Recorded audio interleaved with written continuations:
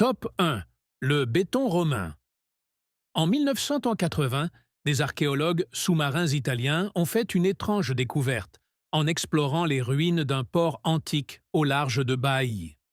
Immergé sous plus de 30 pieds d'eau salée, se dressait un massif brise-lames qui avait résisté à la mer pendant près de 2000 ans.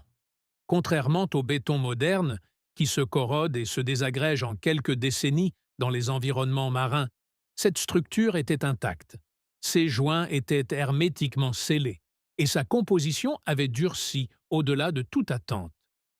Le mur avait été construit par les Romains et son secret était resté aussi profondément enfoui que les ruines elles-mêmes. Ce qui intriguait les scientifiques n'était pas seulement sa longévité, mais le fait qu'il s'était renforcé avec le temps.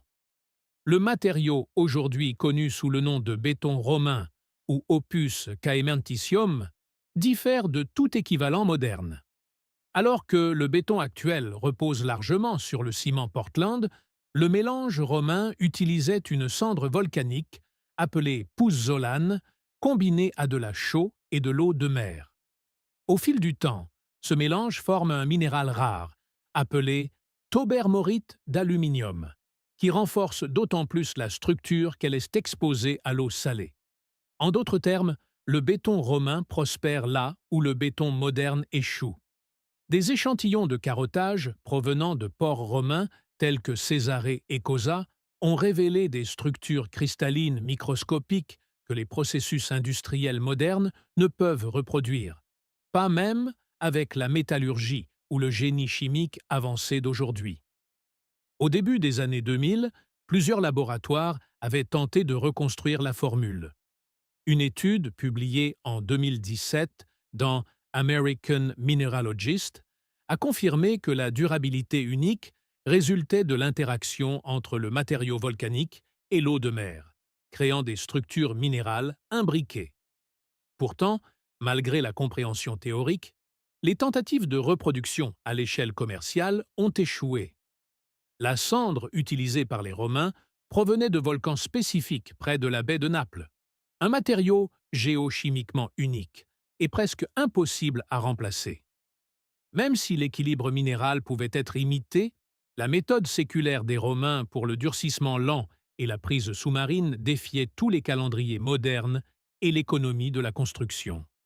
Lorsque les nouvelles de ces découvertes ont émergé, d'autres études ont été brusquement interrompues. Des conglomérats industriels du béton se sont discrètement distanciés des projets de recherche liés aux méthodes de construction romaines. L'un des principaux directeurs d'enquête d'un laboratoire financé par le département de l'énergie des États-Unis a été muté avant de pouvoir publier ses résultats complets. Des documents déposés dans le cadre d'accords de recherche conjoints avec des instituts européens ont disparu des bases de données publiques. Selon des rapports de lanceurs d'alerte, au moins une tentative de demande de financement pour la revitalisation des anciennes méthodes de bétonnage a été explicitement rejetée au motif qu'elle ne serait pas commercialement viable et perturberait les marchés d'infrastructures existants. Néanmoins, les implications restent stupéfiantes. Si le béton romain était utilisé dans les barrages, les ponts et les protections côtières modernes, il pourrait survivre aux conceptions actuelles de plusieurs siècles, économisant potentiellement des billions en frais de réparation et en dommages environnementaux. Plus inquiétante encore, sa suppression suggère que notre environnement bâti est délibérément maintenu dans la fragilité. Pourquoi l'humanité abandonnerait-elle un matériau supérieur pour un autre qui échoue en quelques décennies? Quelle industrie profite d'une telle obsolescence? En 2022, un projet de cartographie satellite au-dessus des parties submergées de l'Antiquostie a révélé des dizaines de structures intactes en béton romain sous le fond marin, résistant toujours aux vagues après 2 millénaires. Ces vestiges sont aujourd'hui interdits aux plongées publiques, sous couvert de zones de protection contre les risques marins. Mais si ces structures sont réellement plus solides que l'acier et épargnées par le temps, alors les fondations de notre industrie moderne de la construction sont bâties sur du sable. Top 2. L'acier de Damas.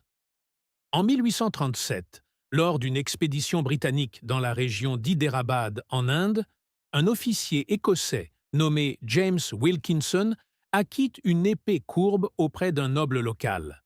Contrairement à toutes les lames qu'il avait vues, elle brillait de motifs mouvants semblables à de la fumée liquide figée dans le métal. L'arme pouvait trancher des canons de fusil sans s'ébrécher et se plier à près de 90 degrés sans rompre. Bien que son âge fût incertain, une légende locale affirmait qu'elle avait été forgée des siècles plus tôt selon une technique aujourd'hui oubliée. L'officier l'envoya à Londres pour analyse.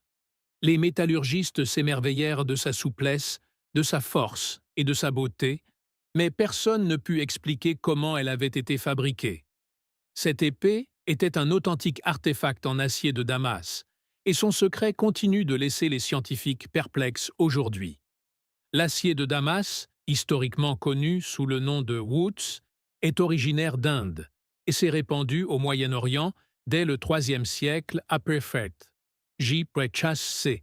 Ces lames étaient légendaires dans le monde islamique et redoutées lors des croisades. Leur caractéristique distinctive était le motif damassé, des ondes et des tourbillons complexes, qui n'étaient pas gravés comme décoration, mais issus de l'intérieur du métal lui-même. Ces motifs résultaient de nanotubes de carbone et de structures de carbure formées pendant le processus de forgeage, conférant à l'acier sa force et sa résilience inégalées. Pourtant, les métallurgistes modernes ne peuvent reproduire ces microstructures avec constance. Malgré l'utilisation de microscopes électroniques, de découpeurs laser et d'alliages riches en carbone, la méthode de production originale impliquait la fusion de minerais de fer avec des matériaux végétaux dans des creusets scellés, un environnement pauvre en oxygène permettant une absorption précise du carbone. Cela créait des lingots d'acier ultra purs qui étaient ensuite chauffés, martelés et refroidis à plusieurs reprises selon un rythme qui demeure inconnu. La moindre variation de température, d'humidité ou de temps de forgeage ruinait le processus. La source des matières premières était tout aussi énigmatique. Certains érudits pensent que les minerais utilisés contenaient des traces de vanadium et de molybdène présents naturellement dans certaines mines du sud de l'Inde, aujourd'hui épuisées ou géologiquement altérées. Au XVIIIe siècle, le véritable acier de Damas avait disparu de la production. Les tentatives européennes pour le reproduire, même en utilisant des lames capturées comme référence, ont systématiquement échoué. Les reconstructions modernes par métallurgie des poudres ou gravure à l'acide peuvent imiter l'apparence de surface, mais manquent du treillis interne et des propriétés mécaniques des originaux. En 2006, une équipe de recherche allemande a identifié des nanotubes de carbone dans des échantillons authentiques de Damas, une nanostructure que la science n'a reconnue qu'il y a quelques décennies. Mais ils n'ont pas pu les reproduire en laboratoire sans environnements artificiels. Comment les forgerons antiques ont-ils pu créer un matériau aussi avancé à grande échelle, sans microscope ni chimie théorique? Certains pensent que la technique a été délibérément perdue. Alors que les puissances coloniales supprimaient les technologies indigènes et monopolisaient la métallurgie, les traditions orales de la forge du Woods furent interrompues. Les derniers maîtres forgerons connus sont soit morts sans apprenti, soit ont été cooptés dans les armées coloniales et forcés d'adopter les normes européennes de l'acier. D'autres pointent la destruction des routes commerciales et le déclin de guildes spécifiques après la conquête britannique de Mysore, ce qui a effectivement coupé le transfert de connaissances. Il n'existe que peu de documents écrits, et ceux qui restent sont vagues ou métaphoriques, faisant référence à des flammes respirantes et du fer chantant, plutôt qu'à des données mesurables. Si le processus réel de fabrication de l'acier de Damas pouvait être ravivé, cela révolutionnerait l'armement moderne, les matériaux aérospatiaux et les instruments chirurgicaux. La capacité de forger de l'acier à température ambiante avec des nanostructures intégrées rendrait de nombreuses usines modernes obsolètes. Est-ce pour cela qu'aucun financement sérieux pour des projets de renaissance du Woods n'existe? Quelque chose ou quelqu'un a-t-il veillé à ce que ce savoir reste enterré? En 2019, une lame de Damas dans un musée privé d'Istanbul a été scannée par imagerie par résonance magnétique. Les résultats ont montré des anomalies dans le champ magnétique interne du métal, formant des spirales organisées comme on n'en voit dans aucun alliage connu. Aucune explication n'a été proposée. Le musée a depuis restreint l'accès à l'artefact. Si l'acier de Damas incarne réellement une science perdue de l'ingénierie moléculaire, alors sa disparition n'est peut-être pas un hasard. Top 3. L'alliage d'Orichalque. En 2015, une équipe d'archéologues sous-marins est tombée sur l'épave d'un cargo grec au large de la côte sicilienne, gisant sous 10 pieds d'eau près de l'ancienne ville portuaire de Gela. Parmi les débris éparpillés sur le fond marin se trouvaient 39 lingots brillants qui ne ressemblaient à rien de ce qu'ils avaient jamais vu. Bien qu'ils aient été immergés pendant plus de 2600 ans, les lingots conservaient un éclat or rouge brillant qui semblait immunisé contre la corrosion. Les premières analyses ont révélé qu'il ne s'agissait ni d'or, ni de cuivre, ni de bronze, mais d'un étrange mélange de métaux sans équivalent moderne connu. L'équipe avait récupéré ce que certains considèrent aujourd'hui comme le métal perdu de l'Atlantide, l'orichalque. Évoqué dans le Critias de Platon, l'orichalque était décrit comme le deuxième métal le plus précieux de l'Atlantide après l'or, utilisé pour orner les sanctuaires intérieurs de la ville et même le temple de Poséidon. Pendant des siècles, les historiens l'ont considéré comme allégorique, jusqu'à l'apparition de ces 39 lingots. Des tests en laboratoire ont montré que les lingots se composaient d'un alliage complexe de cuivre, de zinc, de nickel, de plomb et de traces de métaux de terres rares. Ce qui a le plus intrigué les chercheurs, cependant, n'était pas seulement la composition, mais la pureté et l'équilibre des éléments. L'alliage ne correspondait à aucune recette historique de laiton ou de bronze. Son éclat, sa densité et sa signature spectrale étaient totalement uniques. La métallurgie moderne peut combiner des métaux dans des proportions précises, mais les lingots de Gela présentaient des microstructures indiquant un processus de refroidissement inhabituellement lent et une série de réactions chimiques sous une chaleur rigoureusement contrôlée, quelque chose de presque impossible à réaliser avec les fours connus au VIe siècle AVJC. De plus, les matériaux de l'alliage provenaient de sources dispersées à travers la Méditerranée et même l'Afrique subsaharienne, suggérant un réseau commercial et des connaissances techniques bien au-delà de ce que l'histoire attribue aux Grecs de cette époque. Comment une civilisation antérieure à l'Empire romain a-t-elle pu créer un matériau si avancé que nous ne pouvons toujours pas le dupliquer aujourd'hui? Peu après la découverte, l'accès à l'épave a été discrètement restreint par le ministère italien de la Culture. Des échantillons supplémentaires ont été refusés aux chercheurs indépendants et aux laboratoires privés. Les lingots ont été transférés dans une installation d'État pour conservation, et les mises à jour sur leur analyse ont brusquement cessé. L'un des experts en métallurgie impliqués dans l'enquête initiale a quitté son poste universitaire sans explication, et ses publications sur le sujet ont été retirées du réseau. Certains ont murmuré que la redécouverte de l'orichalque représentait une menace pour les chronologies officielles de la métallurgie, ou pire, que l'alliage possédait des propriétés industrielles qui restaient encore à révéler. Qu'est-ce qui rend l'orichalque si dangereux? Au-delà de son attrait visuel, les chercheurs soupçonnent que le métal possède des propriétés conductrices inhabituelles. Un bref test électromagnétique, lors de l'analyse initiale, a révélé des schémas de résistance irréguliers, suggérant une utilisation possible dans la transmission d'énergie ou le blindage de signaux. Des propriétés très recherchées dans les industries aérospatiales et militaires. Serait-ce la raison pour laquelle les tests ultérieurs ont été suspendus?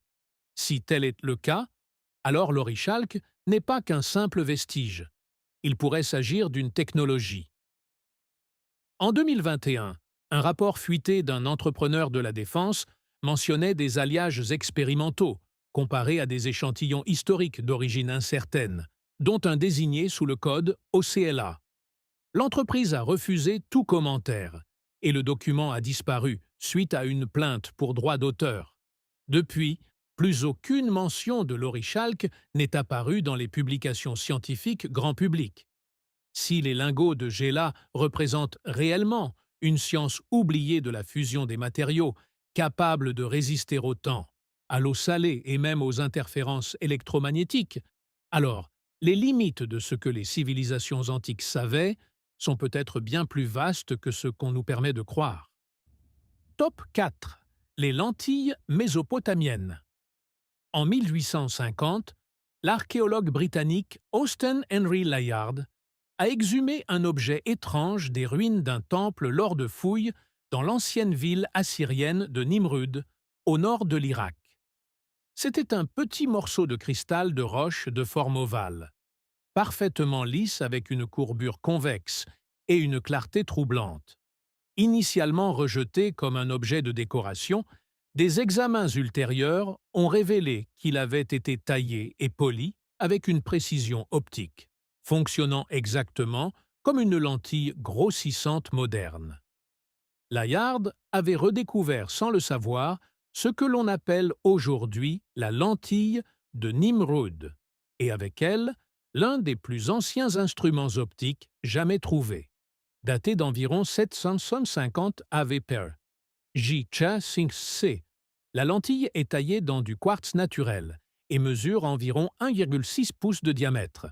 Elle produit un grossissement de 2 à 3 fois et présente une forme biconvexe intentionnelle, ce qui nécessite non seulement un savoir-faire artisanal, mais aussi des connaissances sur la façon dont la lumière se comporte lors de la réfraction. Pourtant, ce n'était pas un cas isolé. Depuis la découverte de la lentille de Nimrud, des cristaux polis similaires ont été exhumés sur des sites mésopotamiens, sumériens et babyloniens, souvent relégués au rang de bijoux ou d'objets rituels. Mais en y regardant de plus près, beaucoup de ces artefacts présentent des propriétés optiques trop précises pour être accidentelles. En 2007, des chercheurs de l'Université de Genève ont examiné 13 de ces lentilles par interférométrie laser et ont constaté que plusieurs d'entre elles correspondent à la courbure requise pour des distances focales contrôlées. Ces résultats suggèrent non seulement une compréhension de la fabrication des lentilles, mais aussi des applications possibles en astronomie, en gravure de précision ou même en chirurgie. Cela soulève une question difficile. Comment des civilisations d'il y a plus de 2700 ans ont-elles atteint un niveau d'ingénierie optique que l'on croyait appartenir à la Renaissance? L'historiographie conventionnelle affirme que la fabrication de lentilles pour l'amélioration visuelle a commencé avec les Grecs et que les instruments optiques, comme le télescope, ne sont apparus qu'au XVIIe siècle. Pourtant, des tablettes cunéiformes de la même époque que la lentille de Nimrud contiennent des cartes stellaires d'une précision surprenante, incluant des représentations de mouvements planétaires et d'anomalies stellaires invisibles à l'œil nu. Les astronomes mésopotamiens auraient-ils pu utiliser des lentilles pour observer le ciel? Si tel est le cas, cela renverserait des siècles de suppositions sur les origines de la science. Malgré leur importance potentielle, la plupart de ces lentilles restent enfermées dans les coffres des musées ou sont mal classées dans les archives d'artefacts. Les demandes visant à les reclasser comme instruments scientifiques plutôt que comme objets religieux ont été rejetées à plusieurs reprises. En 2012, un expert en optique d'un institut de recherche allemand, en visite au British Museum, s'est vu interdire de scanner une collection de cristaux mésopotamiens, après avoir posé des questions sur leurs propriétés de grossissement possibles. Des préoccupations de conservation ont été invoquées comme raison officielle, alors qu'aucune restriction de ce type n'existait pour d'autres artefacts en quartz. À quoi ces lentilles antiques aurait-elle pu servir? Certaines théories suggèrent que les Mésopotamiens pouvaient graver des inscriptions microscopiques ou construire des outils de précision. D'autres spéculent qu'elles étaient des composants d'un dispositif optique plus large, aujourd'hui perdu. Quelques voix radicales suggèrent même qu'elles étaient utilisées dans la communication en focalisant la lumière sur de longues distances comme des lasers primitifs, une affirmation rejetée par le monde académique mais jamais réfutée expérimentalement. Des images satellites de sites de fouilles désertiques dans l'Irak moderne montrent plusieurs motifs de rangées de pierres ressemblant à des cadrans solaires ou à des dispositifs optiques. Ces zones ont depuis été déclarées zones interdites par les autorités gouvernementales et militaires, invoquant la protection du patrimoine culturel. Bien qu'aucune recherche publique n'y ait eu lieu depuis plus d'une décennie, si les lentilles mésopotamiennes représentent un chapitre supprimé de l'histoire de l'optique, alors la chronologie des découvertes humaines n'est peut-être pas linéaire du tout. Elle pourrait être cyclique, avec des connaissances acquises, perdues et discrètement enterrées sous le sable et le secret. Top 5. Poudre d'or antibactérienne égyptienne. En 1924, à Saqqara, des archéologues cataloguant des artefacts provenant de la tombe du grand prêtre Angkor sont tombés sur une couche de poussière d'or recouvrant les enveloppes intérieures de son corps momifié. Initialement, on a supposé qu'il s'agissait de symbolisme, une partie de la richesse et de l'association divine souvent attribuée aux pratiques funéraires égyptiennes. Mais sous analyse microscopique, dans le premier laboratoire de conservation du musée du Caire, quelque chose d'inattendu est apparu. Les particules étaient bien plus fines que n'importe quel métal broyé connu, presque uniformes en taille, et présentaient des propriétés qui défiaient les limites de la métallurgie antique. Ce qui avait commencé comme une caractéristique décorative a bientôt révélé des signes de quelque chose de bien plus complexe et inquiétant. Des échantillons de la poussière d'or ont été réanalysés plus tard dans les années 1990 par microscopie électronique à balayage à l'université de Tübingen en Allemagne. Les résultats ont révélé des paillettes d'or nanoscopiques, chacune mesurant moins de 50 nanomètres de diamètre, avec un revêtement protecteur fait d'un composé organique non identifié. Plus stupéfiant encore, les particules d'or présentaient des propriétés antibactériennes à large spectre. Lors de tests contre des colonies de P.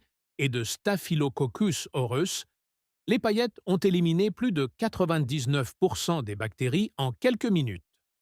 Contrairement aux antibiotiques modernes, la réaction semblait purement mécanique, probablement le résultat de la manière dont les particules perçaient les membranes cellulaires. Essentiellement, la poudre fonctionnait comme un biocide antique. La nanotechnologie moderne n'a commencé que récemment à explorer le potentiel de l'or dans les applications médicales.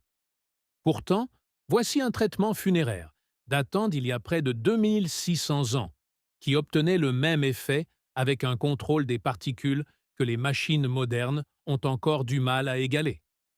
La synthèse actuelle de nanoparticules d'or nécessite des centrifugeuses, des bains chimiques et une surveillance électronique. Les anciens Égyptiens n'avaient rien de tout cela.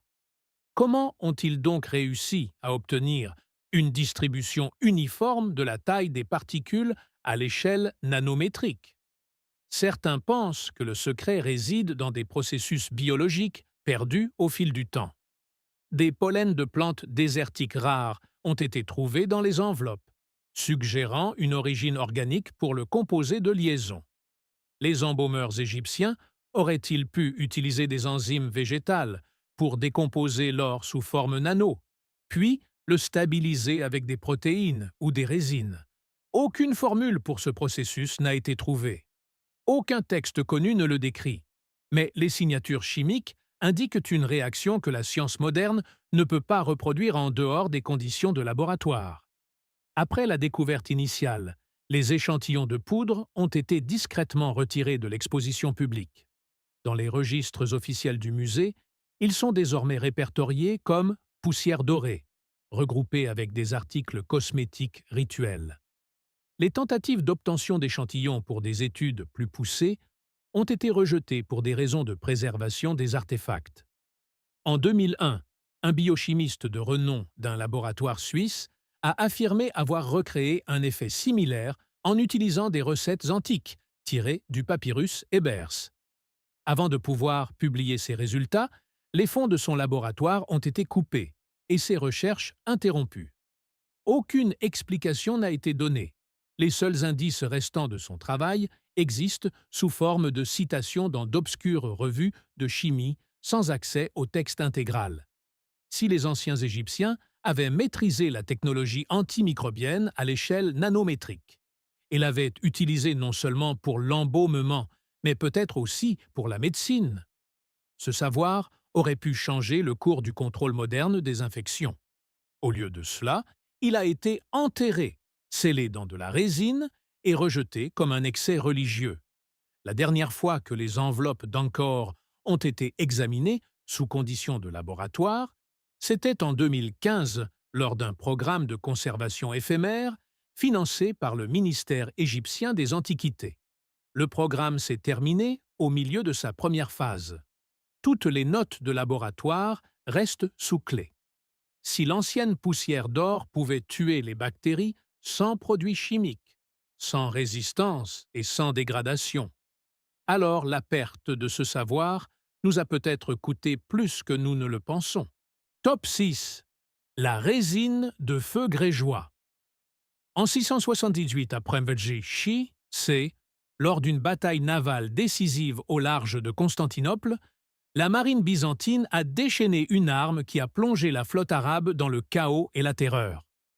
Des jets de feu jaillissaient des proues des navires byzantins, s'accrochant à la surface de l'eau et enflammant tout ce qu'ils touchaient. Des témoins ont rapporté que les flammes ne pouvaient être éteintes avec de l'eau et qu'elles se propageaient même plus violemment lorsqu'on tentait de les étouffer.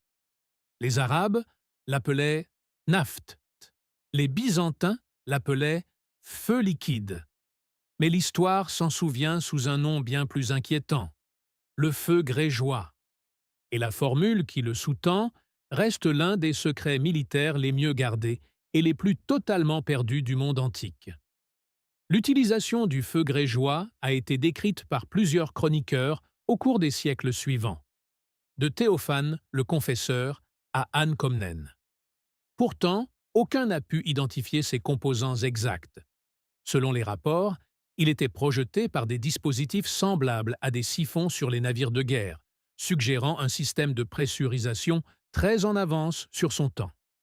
La substance elle-même collait à la peau humaine, brûlait sous l'eau et résistait à l'étouffement, se comportant plus comme un organisme vivant que comme un composé chimique conventionnel.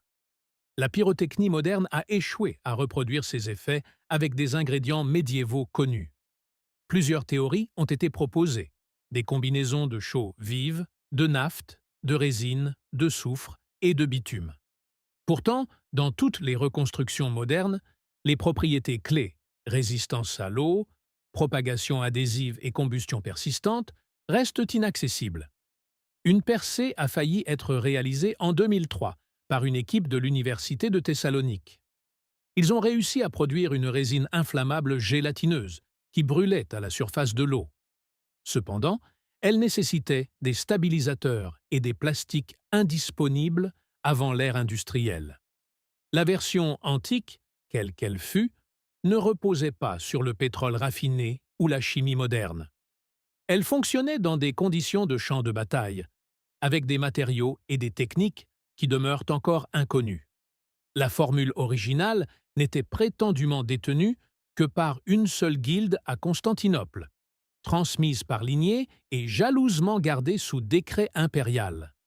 Quiconque tentait de la divulguer risquait l'exécution. Lorsque la 4e croisade a mis la ville à sac en 1204, la chaîne de transmission a été rompue. Tous les registres, s'ils ont jamais existé, ont péri dans les incendies qui ont dévoré les archives impériales. Ce qui reste ne sont que des fragments, des mentions de l'huile de mer, de flammes sauvages et de pierres brûlantes, éparpillés dans des manuscrits contradictoires, dont beaucoup ont été réécrits ou censurés au cours des siècles suivants. Dans les années 1970, des rapports déclassifiés d'un laboratoire naval de l'OTAN à Naples ont révélé des tests sur des techniques incendiaires antiques. Une entrée mentionnait un dérivé organique du phosphore, extrait de sources historiques, qui s'enflammait prétendument au contact de l'eau de mer. L'expérience a été interrompue pour des raisons de sécurité. La substance, désignée GFR7, n'a jamais été identifiée. Certains pensent que les militaires tentent, depuis des décennies, de reconstruire le feu grégeois, non pas comme arme de guerre, mais comme percée en sciences des matériaux, un composé ignifuge et hydrofuge pour des applications aérospatiales ou sous-marines. L'accès à certaines épaves de l'ère byzantine dans la mer Égée, particulièrement près de l'île de Chios, est restreint depuis 2011. Officiellement, c'est pour la conservation. Officieusement, des équipes de plongée rapportent la présence d'amphores scellées, contenant des résidus bitumineux, mais aucune n'a été récupérée pour des études publiques. Un archéologue indépendant ayant signalé une telle découverte s'est vu par la suite interdire le renouvellement de ses permis de fouille. Si le feu grégeois était plus qu'une simple arme, s'il s'agissait d'une technologie chimique capable de défier les éléments naturels, alors sa perte ne marque pas seulement la chute d'un empire, mais l'effacement d'un miracle scientifique, un matériau qui ignorait les règles de l'eau, de l'oxygène et de la chaleur, et que personne, pas même les chimistes modernes avec leurs laboratoires satellites et leurs spectromètres, ne peut totalement décoder. Top 7.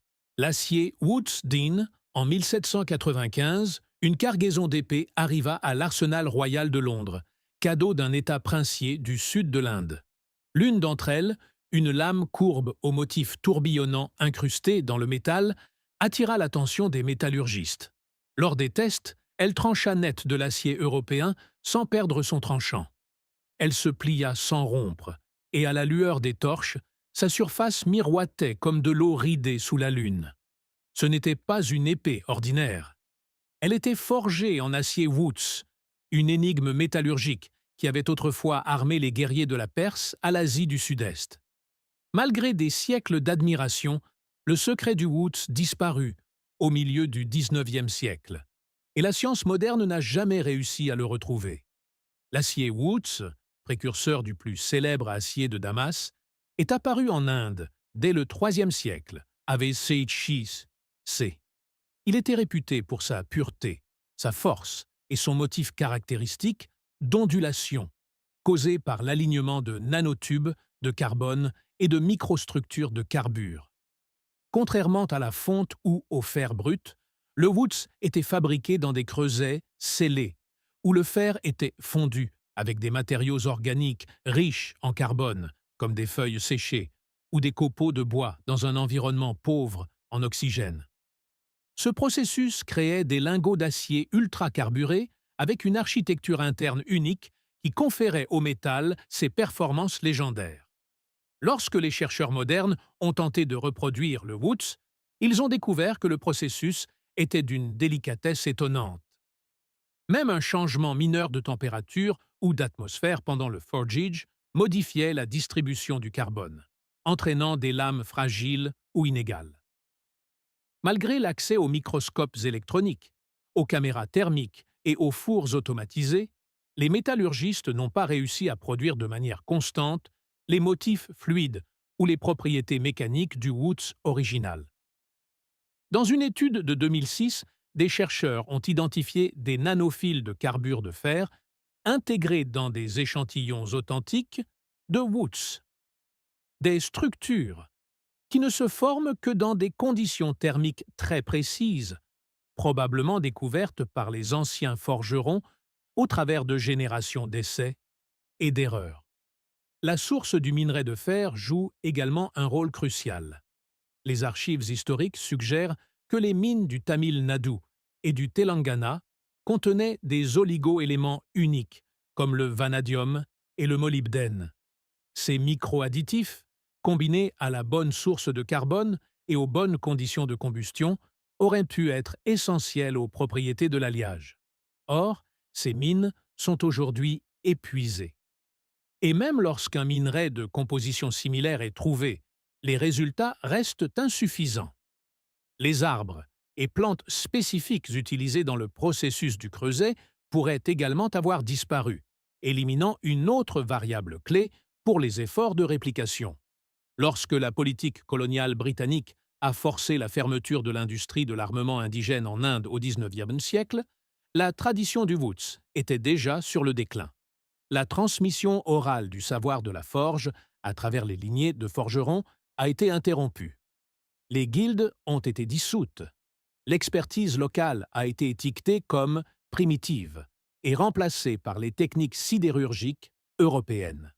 Sans manuels écrits, le savoir s'est dissipé en une génération.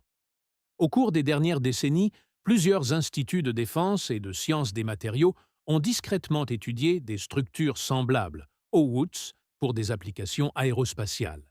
En 2018, une note interne fuitée d'une agence de recherche militaire indienne décrivait un alliage dense en carbone basé sur la métallurgie précoloniale présentant une résistance anormale à la fatigue. Aucune publication ultérieure n'est apparue. Certains pensent que les données sont désormais classées « secret défense ». Si cela est vrai, le Woods pourrait avoir détenu la clé non seulement d'épées supérieures, mais de technologies bien au-delà de son époque. Des outils chirurgicaux aux composants spatiaux. Les images satellites d'anciens sites de fusion dans le sud de l'Inde montrent de vastes champs de scories et des buttes de fours qui restent à excaver. Ces lieux sont désormais sous contrôle restreint, prétendument pour la protection archéologique. Pourtant, aucune recherche publique n'y a été menée depuis plus d'une décennie. Si l'acier Woods ne représente pas seulement un savoir-faire perdu, mais une science oubliée de la manipulation des nanostructures, accomplie sans microscope ni formule, alors sa disparition est plus qu'une perte culturelle. C'est un recul technologique, un rappel que le futur se trouve parfois enterré dans le passé. Top 8. Le verre libyque. En 1932, le géologue britannique Patrick Clayton, lors d'une expédition à travers la Grande Mer de Sable à la frontière entre l'Égypte occidentale et la Libye, est tombé sur des éclats éparpillés d'un verre jaune-vert pâle qui scintillait au soleil. Les fragments étaient de forme étrange, tranchants comme des rasoirs et d'un lissage artificiel, bien différent de tout ce qui est façonné par le vent ou l'érosion. Au cours des années suivantes, explorateurs et géologues allaient en découvrir plus de 3000 milles carrés de ce matériau étrange, aujourd'hui connu sous le nom de verre libyque. Pourtant, près d'un siècle plus tard, les scientifiques ne parviennent toujours pas à s'accorder sur la manière dont il s'est formé ou sur l'événement catastrophique qui aurait pu générer des températures assez élevées pour le créer.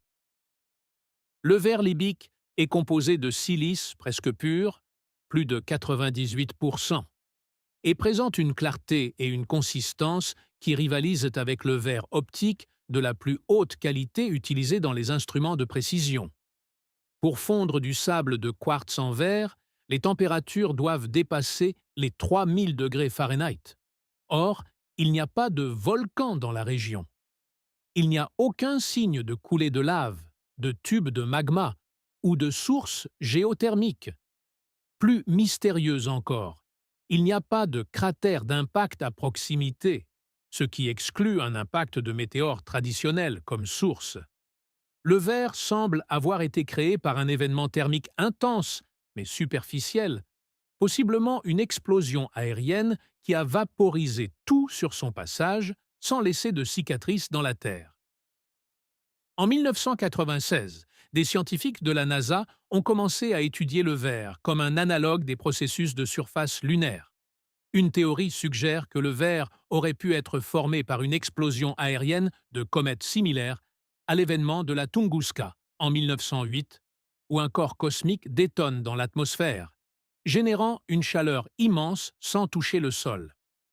Cependant, même cette hypothèse ne peut expliquer l'uniformité du verre, ni la présence de microbules et de minéraux rares de haute pression comme la cristobalite et la leuchatelierite, qui nécessitent à la fois une chaleur intense et une compression. Ce qui épaissit le mystère est le contexte dans lequel ce verre est apparu historiquement. Un scarabée sculpté dans du verre libyque a été découvert sur le pectoral du masque funéraire du pharaon Toutankhamon, suggérant que les anciens Égyptiens appréciaient le matériau non seulement pour sa beauté, mais aussi pour ses propriétés mystiques ou technologiques présumées. Les techniques de sculpture utilisées pour le scarabée impliquent une connaissance de la dureté et des schémas de fracture du matériau. Une connaissance qui aurait nécessité des expérimentations et peut-être même des opérations de carrière. Les tentatives de reproduction du verre en laboratoire n'ont été que marginalement fructueuses, nécessitant des générateurs de plasma haute température rigoureusement contrôlés et des conditions atmosphériques synthétiques. Aucun processus naturel connu sur Terre, mis à part peut-être une détonation nucléaire, ne correspond à l'énergie et à l'uniformité de l'événement qui a formé ce verre. Et pourtant, la technologie des armes nucléaires était à plus de 3000 ans dans le futur. En 2007, un rapport confidentiel d'une étude géophysique internationale mentionnait des niveaux de magnétite anormaux et des schémas d'activation neutronique dans des échantillons de verre libyque, des indicateurs cohérents avec l'exposition à des bouffées de particules de haute énergie. Ce rapport n'a jamais été entièrement publié et les données brutes restent inaccessibles. Ces dernières années, la zone entourant les plus fortes concentrations de verre libyque a été placée sous contrôle militaire par les autorités locales, invoquant des préoccupations concernant le prélèvement non autorisé d'artefacts. La surveillance satellite montre que des activités d'excavation se poursuivent dans des secteurs isolés, menées par des équipes n'appartenant à aucune institution académique connue. Des chercheurs indépendants ayant tenté d'accéder à la région ont été refoulés ou détenus. Si le verre libyque est le résidu d'un événement cosmique inconnu, ou, pire, le vestige technologique d'une arme antique ou d'une expérience énergétique, alors il constitue la preuve physique que la Terre a connu des forces dépassant l'entendement humain actuel. Des forces qui ne provenaient peut-être pas de cette planète ou, si c'était le cas, des forces que nous n'avons plus le droit d'explorer. Top 9. La peinture des Incas résistante à l'ombre.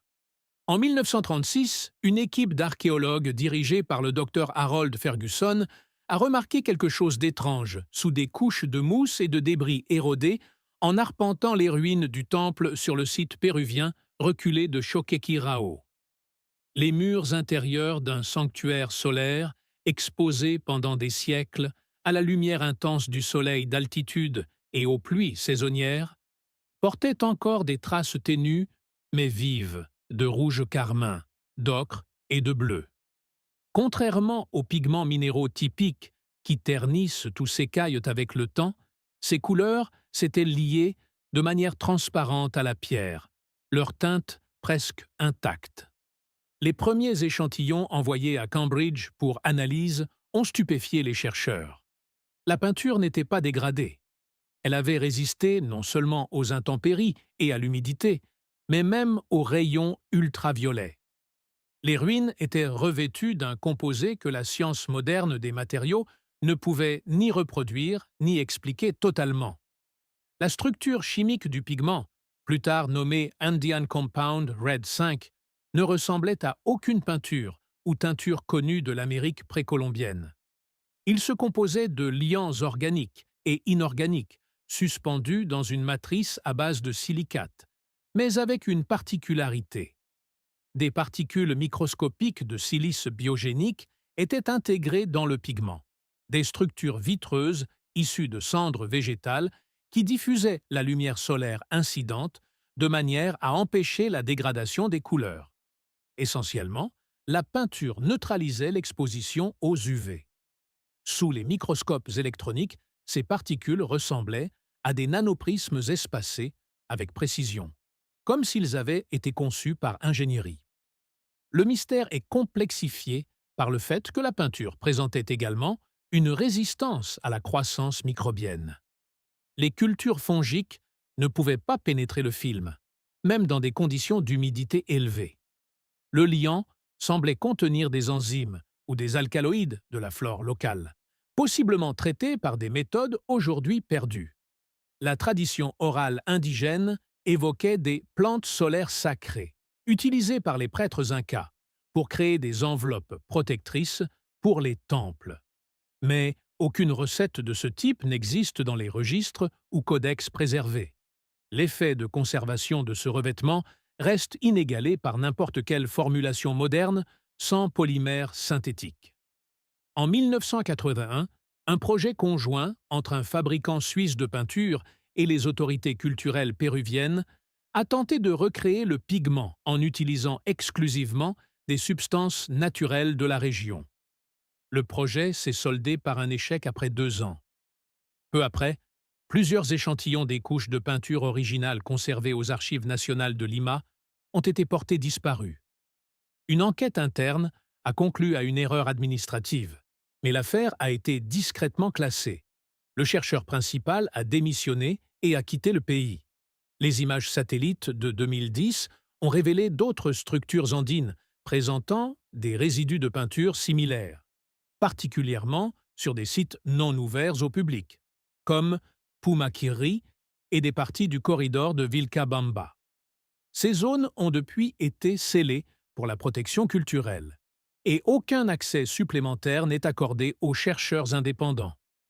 Le ministère péruvien de la Culture a rejeté les demandes de publication de données d'imagerie spectrale ou d'échantillons de pigments de ces lieux. Pourquoi une civilisation n'ayant pas accès aux polymères synthétiques ou à l'optique moderne aurait-elle créé une peinture capable de survivre, même aux revêtements modernes les plus avancés? Certains pensent que les Incas ont hérité de connaissances de cultures antérieures, peut-être même de civilisations prédiluviennes, ayant maîtrisé les matériaux nanostructurés. D'autres pointent du doigt les cultes solaires des Andes et suggèrent que la peinture faisait partie d'un système plus vaste de manipulation de la lumière et de géométrie sacrée.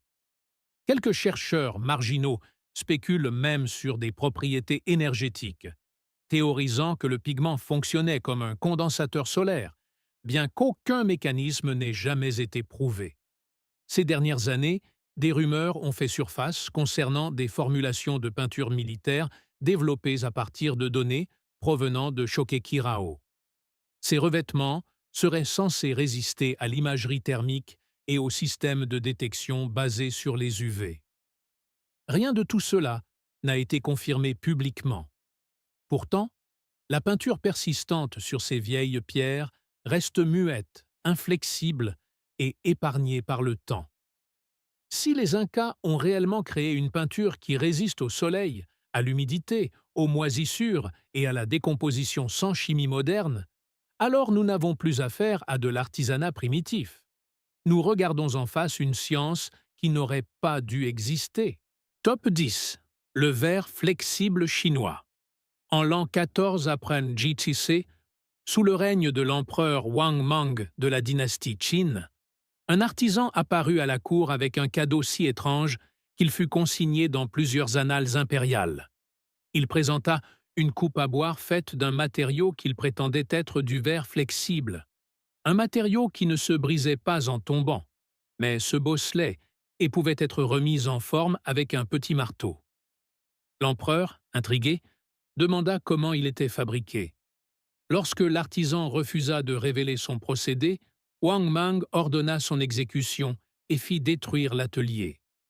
Cette décision anéantit la seule tentative connue d'introduire le verre flexible dans le monde antique, laissant derrière elle un mystère qui hante les spécialistes des matériaux depuis lors.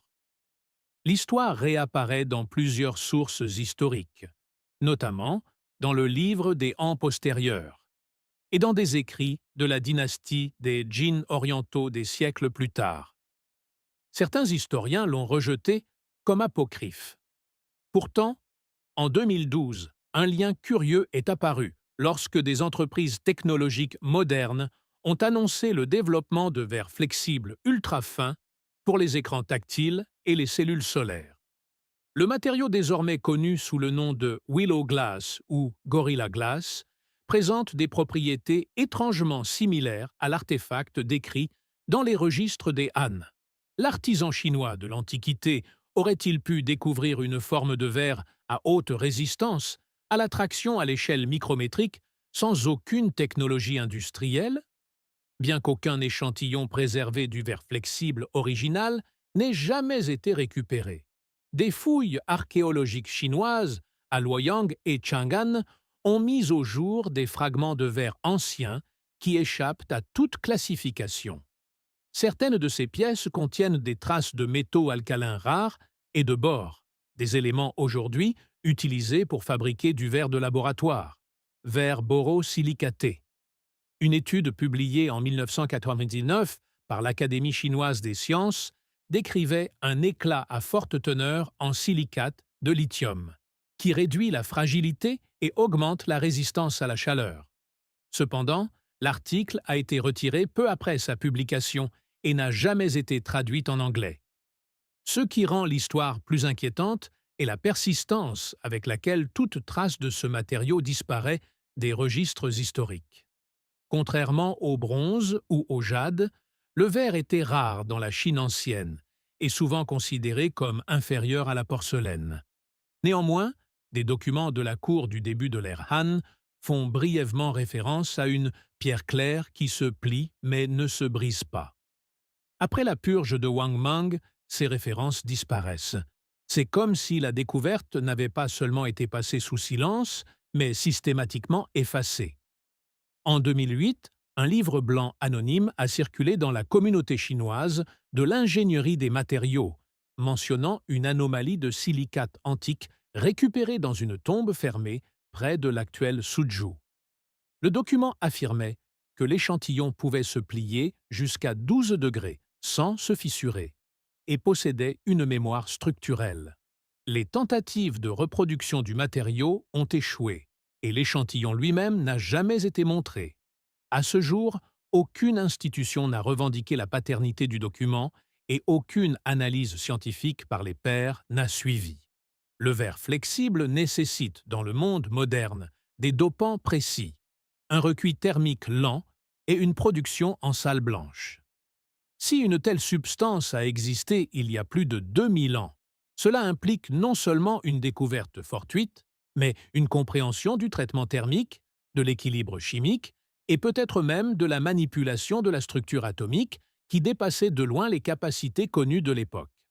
Ce n'est qu'en 2020 que des rapports de fouilles restreintes de l'Institut d'archéologie de la province du Henan ont listé un objet vitrifié non classé avec des traces de terres rares dans un site funéraire de la dynastie Han. Aucune photo n'a été publiée. L'entrée a été retirée des publications ultérieures. Si l'histoire du verre flexible est vraie, et si même des fragments d'une telle substance subsistent, alors elle représente un saut technologique qui était en avance sur son temps de plusieurs siècles. Non seulement pour ses propriétés physiques, mais pour ce que sa suppression révèle sur le savoir, le pouvoir et la peur. La question n'est plus de savoir si le verre flexible a existé dans la Chine ancienne.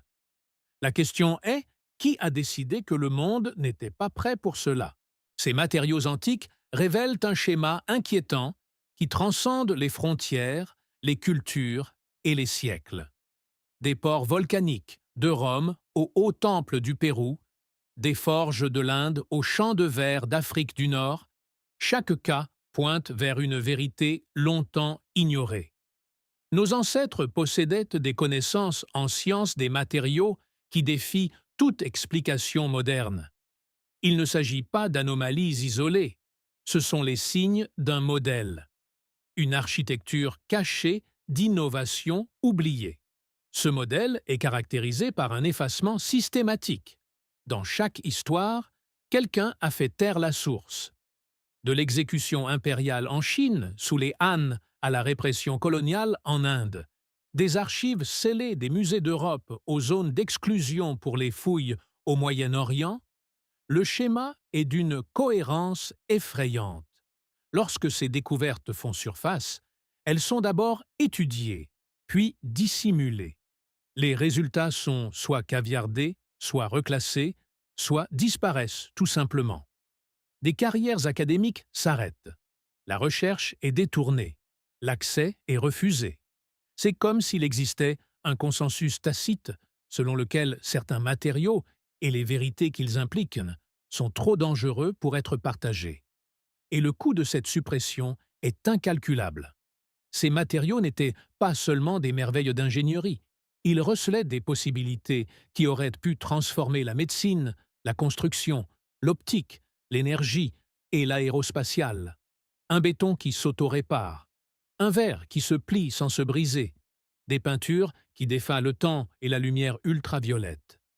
Chacun représente un futur dont nous n'avons jamais hérité, un chemin qui n'a pas été emprunté, une technologie qui a été enterrée. Non parce qu'elle était mal comprise, mais parce qu'elle était trop avancée pour son époque, ou trop perturbatrice pour ceux qui détiennent le pouvoir. Ici, il ne s'agit pas seulement de connaissances perdues, il s'agit de ce qui a été retiré à l'humanité. Des branches entières de la science ont été amputées de la mémoire collective.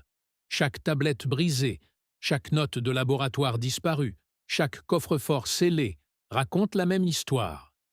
Que nous ne sommes pas les premiers à emprunter ce chemin, mais nous pourrions être les premiers à prétendre que nous l'avons tracé nous-mêmes. Et la suppression continue. Des sites de fouilles sont militarisés, des artefacts sont reclassés, des échantillons disparaissent. Dans certains cas, les matériaux les plus extraordinaires sont simplement qualifiés d'insignifiants pour éviter l'attention du public. Pourtant, les fragments subsistent. Un lingot rutilant dans une épave, un mur peint qui ne ternit pas, un scarabée taillé dans le verre d'une explosion disparue. Chacun d'eux est un témoin silencieux de quelque chose que nous n'avons plus le droit de questionner. Car le vrai danger n'est pas que nous ne sachions pas comment ces matériaux ont été fabriqués. Le vrai danger est que quelqu'un le sait.